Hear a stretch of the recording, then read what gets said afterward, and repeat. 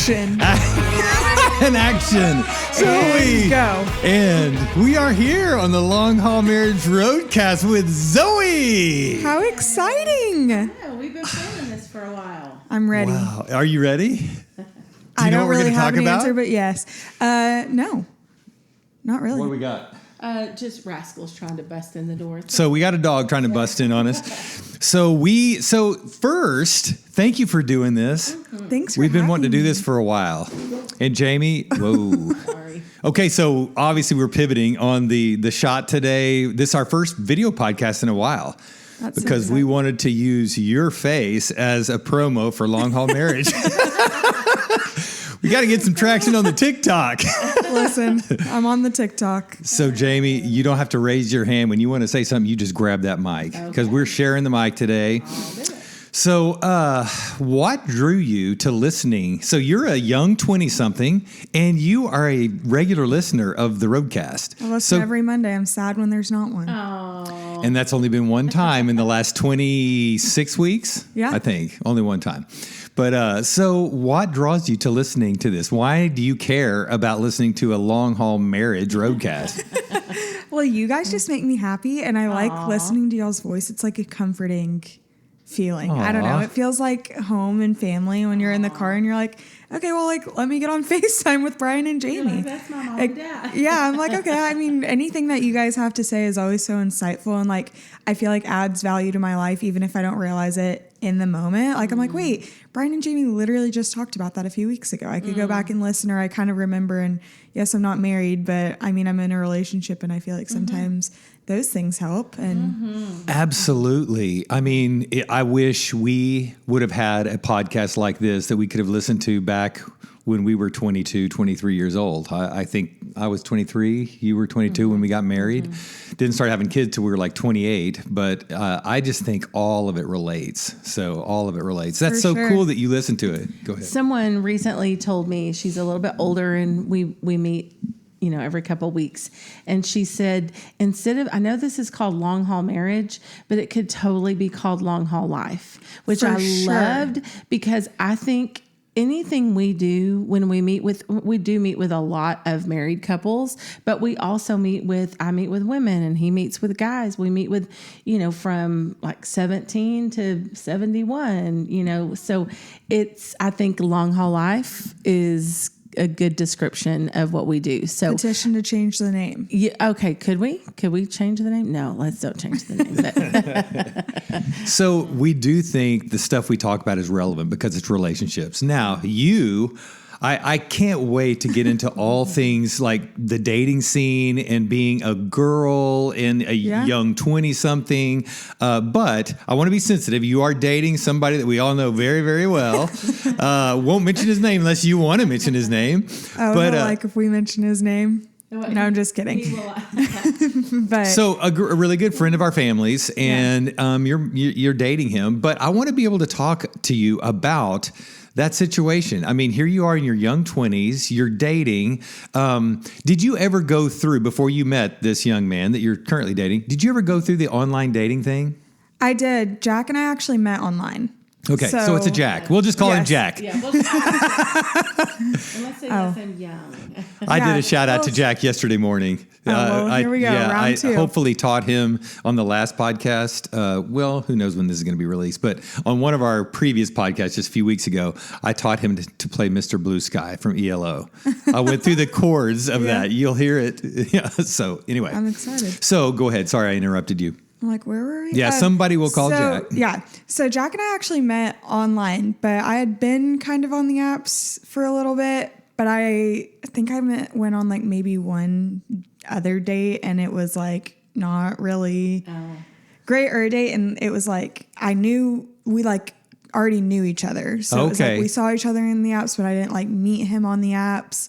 Like I met Jack on the apps for the first time and did that whole like, So what was that like, trying to get to know someone, just that vetting process? Like, am I even interested? When you're swiping right? So Yeah. what is that like before do you talk to them 100 times? Do you then meet them face to face? Like, so there were describe that. guys, on the app you're swiping and trying to we met on Hinge, and I feel like Hinge was the best because you actually had to put a little thought in your profile. Like there are questions and prompts that you have to answer, and all the like, how old are you? What are you looking for? Kind of like that thing versus like a Bumble or a Tinder that it's like just pictures. So you match with people and they are like, hey, and it's the same conversation, or they say a pickup line or whatever. But what stood out to me about Jack was he just messaged me and was like, hey, like, no way you're from Argyle, because it's such a small town. And it was like, yeah. Like, and we maybe sent like 5 messages back and forth on Hinge before he was like, hey, can I get your number? I'd love to take you out for a margarita. And then immediately texted me and was like, set up a date for like the next day or something like that. Aww, and was like, all right, we're going to meet at Rusty Taco at 7:30 or whatever. And that I wasn't used to that, because it was like any guys that would talk to you, like they'd want to talk or whatever. And he didn't text me again until like basically our date.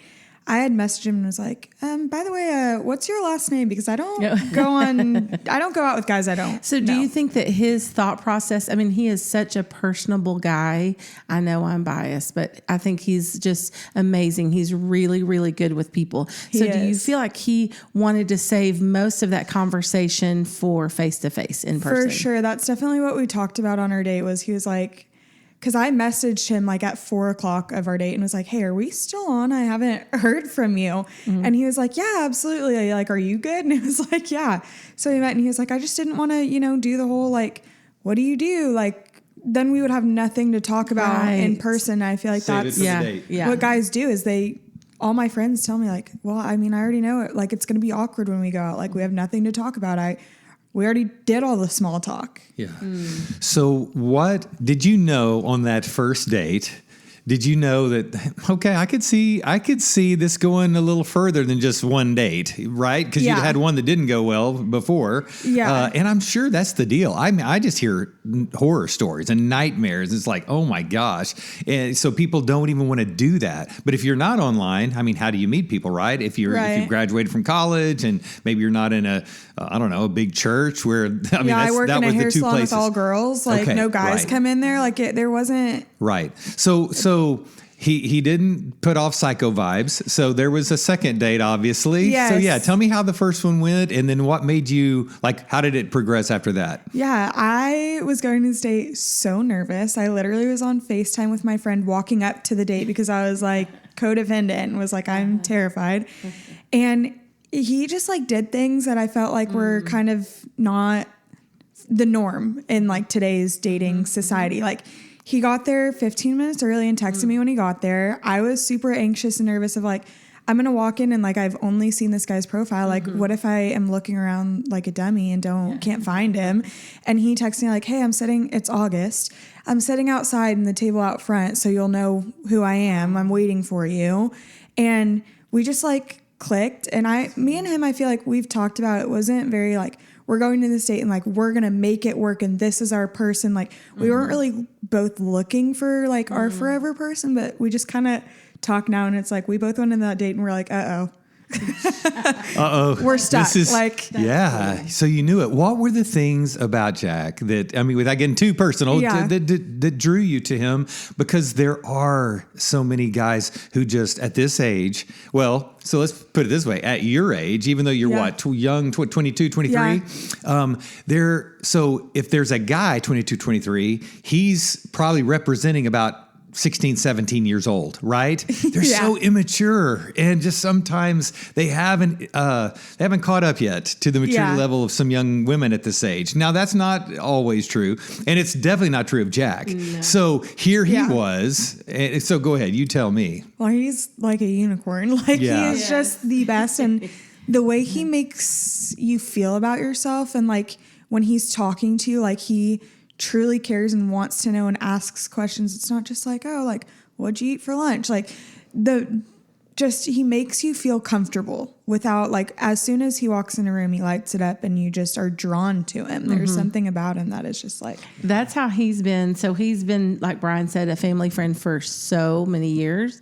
And I remember just as a young kid coming over to our house he'd come into the kitchen and how's it going, Ms. Zackney? And he just, he towered over me from 8 years old probably. But he just was so mature. He was like a wise old man at 11 years old.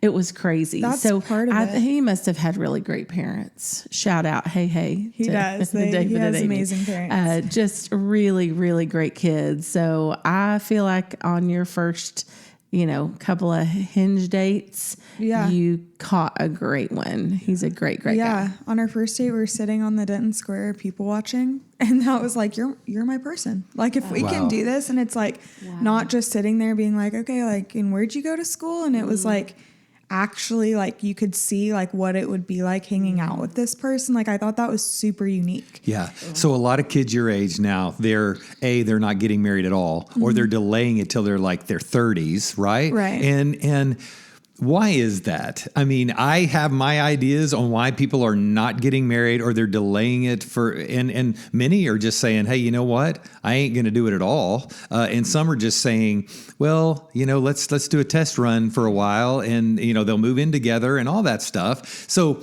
tell me, what are your thoughts? There's the previous relationship baggage sometimes. There's the family of origin stuff that give us concerns about moving forward in a long-term relationship. Yeah. I feel like there's a couple things. I feel like one is girls my age, I feel have this sort of man hater vibe going on, which I don't fully understand. They've had a previous relationship or some guy kind of do them wrong. And I had it, I had friends, I got in a relationship and my single friends were you don't need a boyfriend. Guys suck.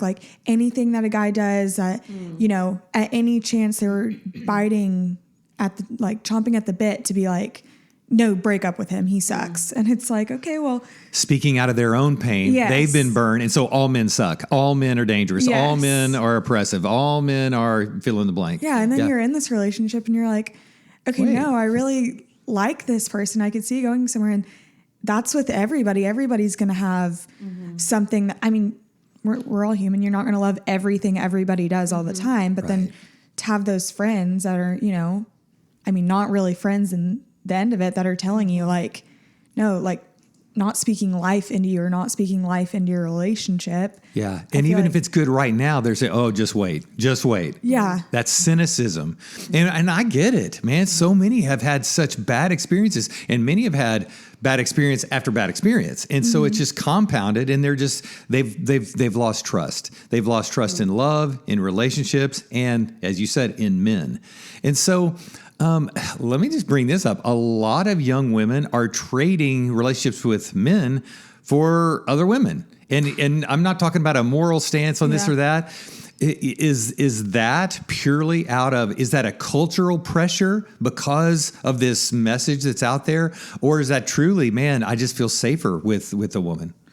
I have no idea, because I never had I've got my good girlfriends, but I never was I just don't understand that. Yeah. Which is fine.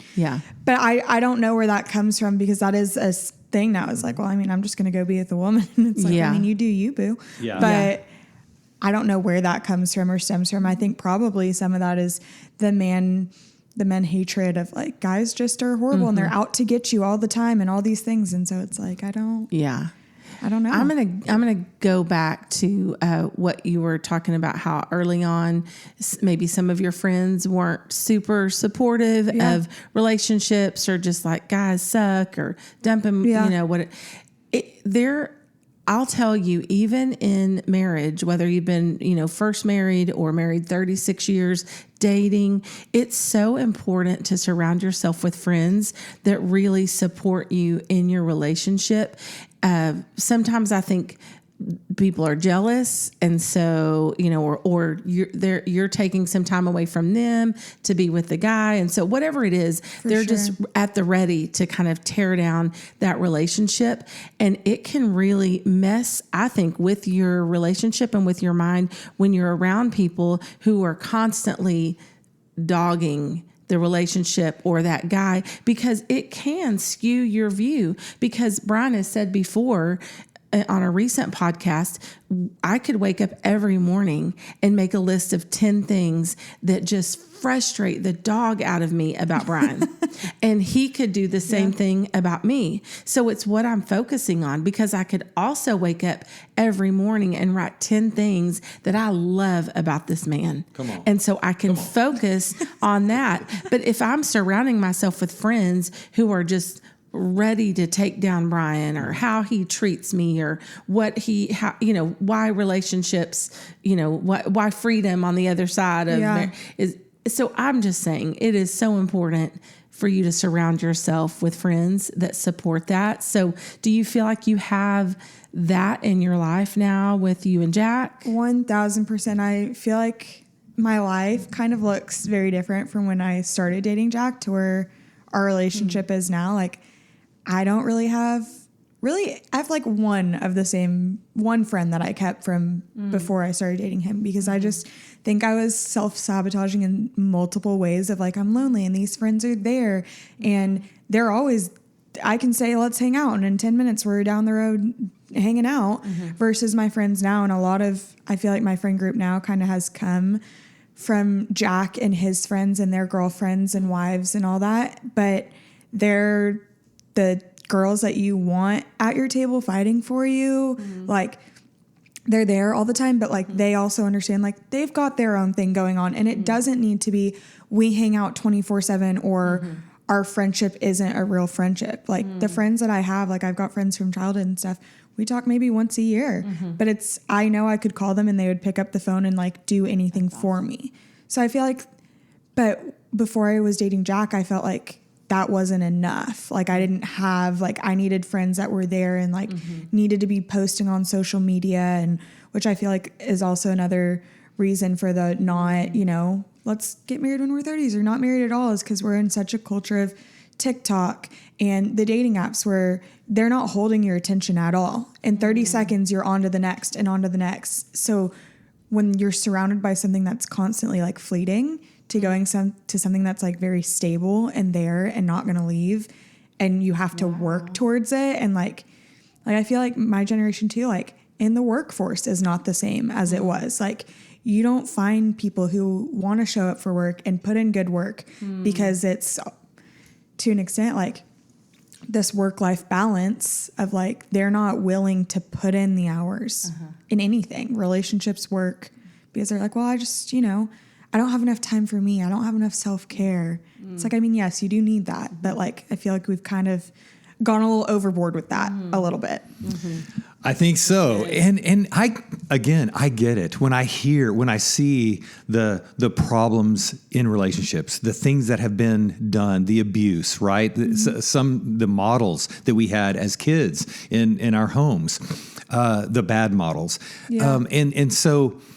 And then if you look at that and extend it, like you said, to the workplace, 80 hours a week, even if it's 40, you look at that. This is my life. I'm going to get up and go and be with a bunch of people that I don't really love. I wouldn't hang out with outside of work. I mean, if you do, maybe you're blessed in that, but many people don't. And I don't enjoy this. I'm just doing it for a paycheck. So why would I give my entire life to this? So we're giving all of our best years, our best time of our best years to this place. And then I come home at night, I'm tired. I've got a few hours before I got to get up and do it all again. So I get that. They're saying, well, that sucks. Who invented this system? So I'm just not going to play. Well, then if you're not going to play, and we're still in this capitalistic society, we're in this economy. I mean, you got to make money, right? You have to work. And so you're saying it's the pendulum has swung way too far. We're overcorrecting to this. Well, what about me? I'd love to go out and just do nothing but ground and do yoga and go fishing and play golf and do a lot of self-care. At some point, you gotta work. Yeah, and I feel like there is a good work-life balance. That I think that is 100% a thing. But I think, and I'm not speaking for, anyone that I surround myself doesn't feel like, they have. However, I'm saying, right. Like all the people I'm surrounding myself feel the same I do of like, you got to put in the work to go and have fun and, have a life and do that. But can't all be fun all the time. When your generation gets accused of this entitlement and maybe not having great work ethic, again, I'm all for the balance. Have we overdone it? Yes. Yeah. But don't you believe everything we're talking about and that I mentioned, even with the man haters thing, as you called it, that's not just your generation. I mean, there's a lot of older women that are in that, right? And let's just be buds. Let's go hang out with our friends because all men have screwed us, right? And so that's just an overcorrection. It's interesting because we talk a lot on here about the Greek term for sin is an archery term. It means to miss the mark. And so I think we're missing the mark. Now hear me, was the pendulum that was way over here, let's say on the far left or far right, it doesn't matter. I don't want to get into that. but we were on we were missing the target. We were missing the bullseye for sure. For sure. And so I get why we need to correct, but many, many times the overcorrection is still missing the mark. Yeah. Yeah. Yep. For sure. So what are some concerns that you have because of some things that you encountered growing up, because of some things that you've seen in relationships? What are some concerns you have going into marriage, going into maybe engagement, going into a long-term monogamous relationship with a man? Yeah, I feel like that's a loaded question. Okay. Yeah. But I feel like there's so many things of like, well, what if one day they just are tired of it and tired of me and, and I feel like one time, I don't even remember who said something, it was so impactful. It's like, it's not about, they're missing rib, as, it wasn't Adam and Eve. Is like, they need you and like, you're their missing rib. And if one guy is dating specifically, but if a guy is tired of you, like you're another guy's missing rib, and just remember that is like, wow, just leave that guy and go with this guy. And then, but going back to the question of like marriage and stuff is like, I guess it's scary of like being left or like someone deciding like, okay, it's rejection, abandonment, being left. Yes. It's not worth the effort anymore. And I know, and that's like, so the lack of commitment, and you see that in people. People they're not committing to something. I mean, we talk about, we didn't quit and we're so glad we didn't quit. Right. But many people do. And so you could be, even if you decide not to quit, you could be a victim of somebody saying, I'm done. Right. And I feel like it is deep rooted in like your origin and where you come from. And like, that's just something, and it's hard in a relationship when it's like, that's not what they're showing you at all, but that's how your brain has been wired to think is like, okay, well, like this is too good to be true. And going into the whole, dating and how long are you going to date before you get engaged, and the societal norm of that of like, okay, well, like everyone around you is getting engaged and like you're not, and going into the workforce and like, I work, all your coworkers are being like, well, when are you getting engaged and all this? And it's like, I don't know, leave me alone. Like I'm doing it my own way. And I think that's important is like how you and your boyfriend, fiance, partner, whoever is feeling towards that. Is like, as long as y'all are on the same page, like, does it really matter what your timeline is? Right. So you have been, we always call you a surrogate daughter, and you've got a couple of surrogate fathers in your life, right? And so there's things that draw us to people and to families. When you see what's out there and how men treat women and women can treat men and the divorce rate, and while we're not perfect at all, there's something that has drawn you to long haul marriage and to our family, right? It's not just because Jack was friends with Carson, right? There's more to it. So when you look at us, what kind of things are attractive about a relationship like this? What drew you to like the idea of, wow, could this really be true? I mean, what are the things that we could be like the myths that we dispel just by the nature of how we are with one another? Does that make any sense at all? Yeah, I think some of the key things that like just stand out to you guys are like loyalty and respect. Like you have such a respect for each other, and I feel like I'm around here a lot. Yeah, I never see either of you like talking down to each other or to your kids or anything like that. It happens. It happens. I mean, but okay. In front of, again, and it's not a perfect world, but if there is, it's like very quick, like, okay, like, you know, me and Brian said this morning, but like, we apologize. We came out of it. Like, it's just a mutual respect and love for each other. And just, I don't know, the light and the love that is filled, like y'all's ambiance almost, or whenever all your kids are over and we're over for a pool day or whatever. And it's just everyone is having a good time, and you see and like all the intentional moments that you guys have, just, I don't know, shines a light. Yeah. That could seem like a self-serving question. I get it. Hey, can you brag on us? But it's not that. It's not that, because we are disrespectful to one another at times, and our kids. We do talk about how we try to clean it up and repair damage. But one thing people are going to watch this. They're going to, and it's like, well, you're talking to these couples who are in their 50s or 60s or whatever. What about the young couples, right? And it's we talked about the few weddings that I've just done with some of your friends, and even your family. But I want people to hear what it is that draws you to this ministry, and how we can actually help the people like you dispel the myths and give you hope that actually marriage can be a good thing. It's not just the divorce rate, it's the marriage rate. We want to increase the marriage rate, right? Yeah. I feel like there's no judgment here. You can come over and, be having an off day and say things that came out of your mouth, and you're like, oh my gosh, like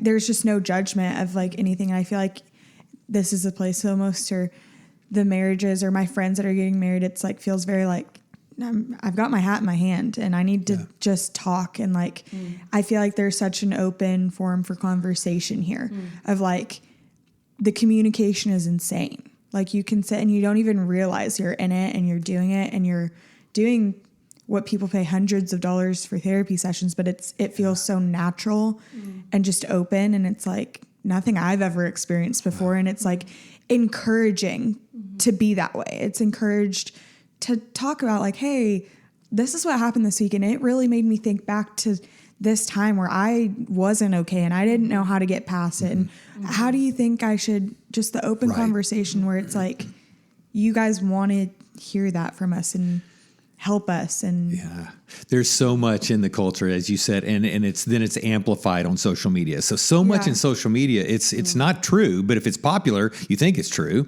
Right. And so this like cutting down the man and cutting down your man, it's like, and kind of having that woman power. And again, I'm all about self-love and self-respect.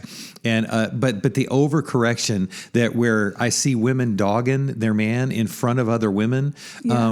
The one thing that Jamie does not do, even if she talks in a way that I felt disrespected, or we disagreed about something, or I felt like it was not good enough. You hear this from men. She never cuts me down or humiliates me or tries to humiliate me in front of other people ever. As a matter of fact, she not only doesn't put me down, she actually compliments me and like speaks highly of me and just says the most respectful things in front of other people. And that, even when she thanks me for doing things in front of other people, that makes me feel so good. And so I think, just like you said, just you didn't know it existed. It's like, wow, that's a thing because of our experience sometimes. Yeah, go ahead. Well, this is taking the conversation to a whole. Are we ready? Okay. So we've talked a lot about, like, from the get-go, relationships. Yeah. And the relationship that you're in and your view of relationships and marriage and, kind of your generation. But I want to hear about Zoe. Okay. So I want to hear a little bit more about you. I want to hear, who is Zoe? What do you do? Give a little plug for what you do. And then I also want to hear you. If we cut you open, what do you bleed? What's your passion? What do you love? And then, so after all of that, then I also want to hear what keeps Zoe grounded. because I know you've had a lot of this in your life, like woo, it's been kind of a ride, and even as of late, moving and that kind of thing. And so I just want to see what keeps Zoe grounded. So tell us who you are, a little bit of a plug about what you do. I know. What makes you bleed? What keeps you grounded? Okay, that's 20 questions. Ready? Go. And go. Tell us about Jamie. Yeah, y'all next. So if you didn't know by now, my name's Zoe. Mm-hmm. I am 22 years old. I'm a hairstylist. I grew up in the Argyle area. I work in Flower Mound. I have had probably not the most traditional lifestyle. I didn't come from my father passed away when I was 2. He had cancer. So going from that and not really ever having a father figure in my life, that was, I had an older brother too. We were close in age, and just both of us growing up and not having that, I feel like now is starting to like really be like, oh, okay, I didn't come from that. How do I not turn around like it was horrible, but go forward on not hitting those big milestones now of like, okay, well, one day I'm going to get engaged and get married. And what am I supposed to do about that? Yeah. And I feel like that's one thing that draws me towards you guys is like, you have just that strong relationship, and my boyfriend's parents are such a just amazing family unit, and they care and love each other. I feel like I'm drawn to the stability of that. I am passionate about, I feel like I'm passionate about a lot of things. I'm on the spot, but I'm passionate about my friends and my family. I feel like I just want to make everybody happy, and I love being around that.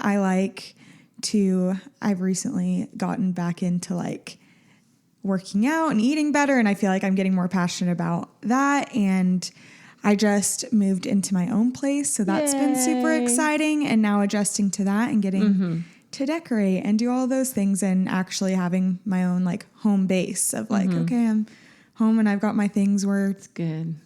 I left them and all the things. So it makes so much sense what you're drawn to, the stability of a family and the sense of belonging. And even when you started out, I grew up in maybe not the most traditional sense because you lost your father, and we're so sorry, at 2 years old to cancer. But actually so many people have gone through the loss of the father, or it was an absentee father. He didn't pass away, but he wasn't there. And so that's John Eldridge says 9 out of 10 men have a father wound. Many times it's because of the absentee father. But it doesn't mean women can't also have father wounds. For sure. And if not a proactive, forceful wound because of what he did or inflicted or abuse or whatever, but just by no fault or choice of his own, he wasn't there. And so you talk about that. I mean, that absence could lead to, like, the older you get, oh, wow, like I didn't know what I didn't know. I didn't know what I was missing. And some people talk about a fear, like my bridge from where I am to where I want to be is kind of washed out. How do I overcome that, or who's going to fill that gap or that void? And so what you're drawn to is that sense of family and sense of belonging. Is there anything else from that you just know? I mean, now that we're going there, I feel like part of what I looked for when I was dating is someone. So my father passed away, and then I just never, got the father figure that was a family guy who wanted, that just didn't happen for me, which is fine. But I feel like that's now what I look for. And when I found Jack, and that's one thing that stood out to me is, he was stable and he cared about me and he spoke life into me and he just took care of me. And I was drawn to that. Those are things that you can either look for those in a relationship or you kind of self-sabotage and you look for the complete opposite of that. And that's kind of where you have to decide of like, there is a choice there of like, okay, what am I going to do? How am I going to make my life different than how it was growing up? Of how do I find someone who's going to be there for me, and what are the things I look for? And you can't just run at every sign of it getting bad because it's scary because you've been there. that's how it's been. Yeah. I was just going to say what a gift it's been. I feel like for all the losses that you've, felt along the way, it just seems as if God's brought other men like Brian or like David or just consistent, steady men. And then Jack just, swiping over or whatever you do on Hinge. I don't know, because I have not been on Hinge, but swipe or whatever you do to be able to find someone like Jack who is Mr. Family Man and Mr. Steady Eddie, consistent, loyal. It really, so of course I'm not saying he's perfect, although Jack, I think you're pretty close to perfect, but even though he's not perfect, he's bringing a lot of things to the table that your heart has needed. I remember early in our relationship with you, Brian, and with David said to me, I met Jack's parents on Thanksgiving. It was really thrown into the loop. Like, we're going to my family's Thanksgiving. Here we go. And Caleb's family was there. It was, I was stressed. And here we go. We're doing this. Yes. I remember after the next time I hung out with David and Amy, and David just kind of looked at me and was like, listen, if my son loves you, then you're one of our kids. And like, you call me if you need anything, like I will be there. And it was just like, oh my gosh, what? And then shortly after, I came over here for the first time, and I walk into just perfect chaos of all the babies, and they were little, and I'm just in. Brian looks at me. I mean, I literally just walked in the door, and he looks at me. He's like, Zoe, come outside with me. That's and right. It was I remember. Oh my gosh. Okay.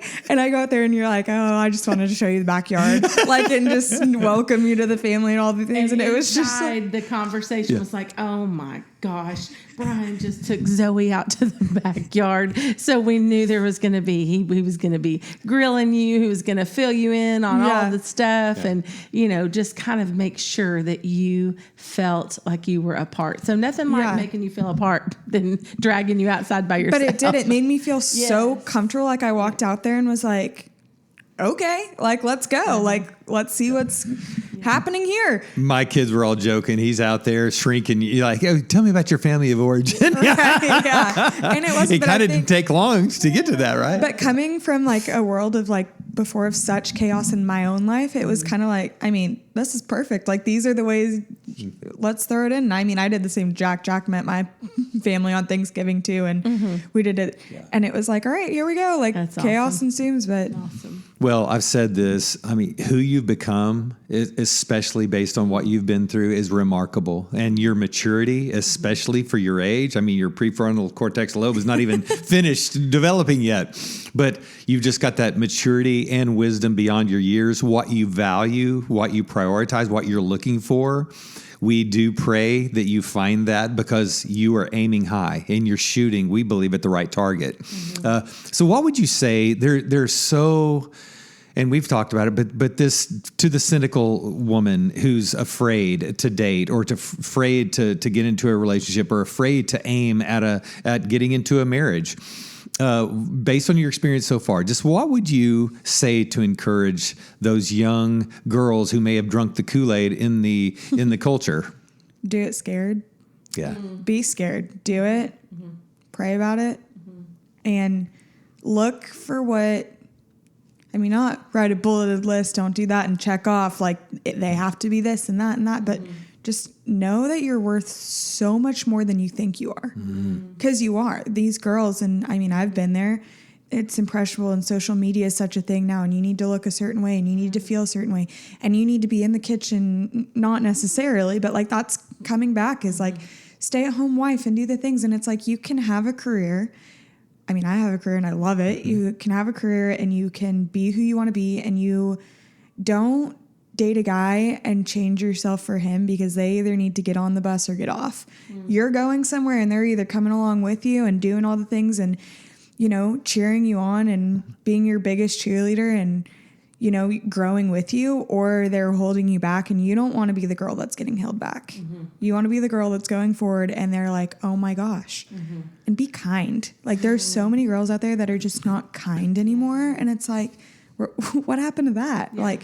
You want to be the girl that's when the hard things are happening to you, you don't want to be rude to others or shut down, because in 5 years, they're going to be like, remember that girl? Like, she was always so kind to me. Like, that's what they're going to remember. Not, you don't want to be the girl that's like, I mean, she was okay. So many of the young girls around your age, they're saying these things that they've heard on social media. Yeah. So they're parroting all these lines and these cliches, but it when you say them, it feels like it's true. It feels like you truly believe these things to your core. We're seeing you act them out. It's not just wishful thinking, and you can tell. And so, it's the things that you've internalized and you're living out, and so it's true. And so when you say that, hey, I'm going somewhere. You're worth more than you think you are. It's not just, well, I'm worth a lot. It's like you truly believe it. You know it. And you will know the truth, and the truth sets you free. At the end of the day, you got to go to bed and be happy about the choices that you've made and where you've gotten. And if you can't go to bed and be like, you know what? Look at what I've done. I may not be where I want to be right now, but like every decision that I've made has led me to the place that I am today. And like, I'm proud of myself for that. Something that Brian says a lot when you said do it afraid, just step into that. Everything in you could have said relationships don't work out, people die, people leave, this danger, like don't enter the danger zone, just stay away, or just don't make commitments, sleep around, just have a hookup, but don't make any commitments because people leave, and that's very hurtful. And you decided, I don't want to live that life. Yeah. I'm ready to do it afraid. I'm ready to step into, not that you knew you were stepping into a long-term relationship when y'all met, but you don't know. You do have to just try. And what Brian says a lot is when you are feeling anxious or afraid about something and you don't step into that, but you withdraw, your world shrinks. And so I just think about everything that you would not be experiencing right now had it not been for, what do you do? Swipe left or right? I don't know. Whatever you do. I don't even remember. I think swipe on I Hinge. think you swipe right, and if you like them, and swipe left. There we go. Okay, so if you wouldn't have swept right and left and said, you know what? I'm doing this and I'm meeting this guy. Okay, I'm going to meet his family now. It's like one step at a time, and it's like your world has expanded and opened up. The people that you've met, the experiences that you've had, and that's just going to keep going and going and going, all because you chose to step into it afraid, when everything in you, like it would make perfect sense after you've shared what you've shared to say, no, I'm too scared. Too many things can happen. I don't want to be hurt. And so who wants to just withdraw and live a life like that? But sometimes it does feel safer. So I'm really proud of you for not just that, opening yourself up to that, but all along the way, just allowing your heart to heal and grow past some I didn't past think I would be here ever. Like growing up, it was like, always, you're not going to get there. You're not going to do it. You're not doing enough. You're not good enough. Mm-hmm. And there's just something you got to tell yourself. So when you hear those, because those voices can come back, they will always come back. It's not, I squashed those, never to be here, never to hear from them again. You will continue to hear those. So what do you do, Zoe, to drown out those voices or to stay grounded? Yeah, I just have to take a second to myself sometimes, whether that's sitting on the balcony or going and grounding or getting in the cold plunge or doing something for yourself. I think that's important, not to the extent of like, I always have to have self-care, but like seriously, like, okay, well, I'm going to go do this and I'm just going to think, and like, when those come back, I think about myself like, okay, I've heard that before. I've done that before, and I've conquered that before, and I've done hard things. My biggest thing is like, you can do hard things. Mm-hmm. You can. You think you can't, but you can sit in the cold plunge for 3 minutes and 30 seconds. Mm-hmm. You can go and run that mile. You can go and climb the mountain. You can do whatever, but you got to do it. You got to take a step because If not, you're getting left in the dust, sister. Yeah. So as Jamie said, when you don't do the things, your world shrinks. When you do the things, you're building and developing resilience. And that resilience will serve you in every area of your life. Literally, the part of your brain that helps you with resilience grows when you put yourself intentionally in uncomfortable situations. That's why we love the cold plunge. You know, nobody wants to get in it. People say, "Oh, I hate cold." Of course, that's why you do it. It's because you're proving to yourself, I can do this. And then you start to believe. Again, so a man thinks in his heart, so is he.